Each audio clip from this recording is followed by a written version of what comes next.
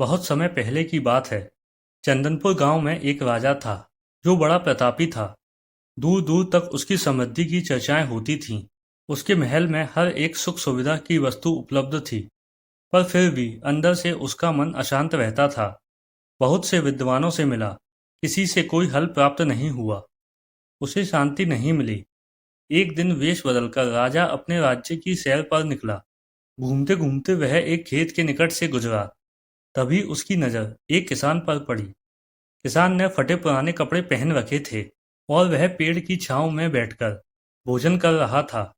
किसान के वस्त्र देख राजा के मन में आया कि वह किसान को कुछ स्वर्ण मुद्राएं दे दे, ताकि उसके जीवन में कुछ खुशियां आ पाए।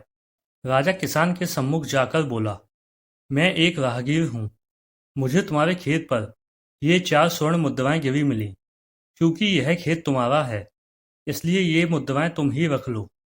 किसान ने कहा, नहीं नहीं सेठ जी, ये मुद्राएं मेरी नहीं हैं। इसे आप ही रखें या किसी और को दान कर दें। मुझे इनकी कोई आवश्यकता नहीं। किसान की यह प्रतिक्रिया राजा को बड़ी अजीब लगी। वह बोला, धन की आवश्यकता किसे नहीं होती।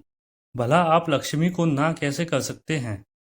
सेठ जी, मैं रोज 4 आने कमा लेता हूँ और उतने में ही प्रसन्न रहता हूँ। किसान बोला, क्या आप सिर्फ 4 आने की कमाई करते हैं और उतने में ही प्रसन्न रहते हैं? यह कैसे संभव है? राजा ने अचरज से पूछा।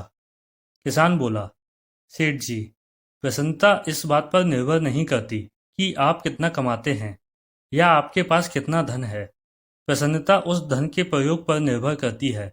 तो तुम इन 4 आने का क्या क्या कर लेते हो? राजा ने उपहास के लहजे में प्रश्न किया। किसान भी बेकार की बहस में नहीं पड़ना चाहता था। उसने आगे बढ़ते हुए उत्तर दिया, इन 4 आनों में से एक मैं कुएं में डाल देता हूँ, दूसरे से कर्ज चुका देता हूँ, तीसरा मैं उधार दे देता हूँ और चौथा मिट्टी में गाड़ देता हूँ। राजा सोचने लगा। उसे यह उत्तर समझ में नहीं आया। वह किसान से इसका अर्थ पूछना चाहता था, पर वो जा चुका था। राजा ने अगले दिन ही सभा बुलाई और पूरे दरबार में कल की घटना कह सुनाई और सबसे किसान के उस कथन का अर्थ पूछने लगा। दरबारियों ने अपने अपने तर्क पेश किए, पर कोई भी राजा को संतुष्ट नहीं कर पाया। अंत में किसान को ही दरबार में बुलाने का निर्णय लिया गया। बहुत खोजबीन के बाद किसान मिला और उसे कल की सभा में प्रस्तुत होने का निर्देश दिया गया। राजा ने किसान को उस दिन अपना वेश बदलकर भ्रमण करने के बारे में बताया और सम्मान पूर्वक दरबार में बैठाया। मैं तुम्हारे उत्तर से प्रभावित हूँ और तुम्हारे 4 आने का हिसाब जानना चाहता हूँ। बताओ, तुम अपने कमाए 4 आने किस तरह खर्च करते हो, जो तुम इतना प्रसन्न और संतुष्ट रह पाते हो? राजा ने प्रश्न किया। किसान बोला, हुजूर, जैसा कि मैंने बताया था, मैं एक आना कुएं में डाल देता हूँ, यानी अपने परिवार के भरण पोषण में लगा देता हूँ। दूसरे से मैं कर्ज चुकाता हूँ, यानी इसे मैं अपने वृद्ध माँ बाप की सेवा में लगा देता हूँ। तीसरा मैं उधार दे देता हूँ, यानी अपने बच्चों की शिक्षा दीक्षा में लगा देता हूँ।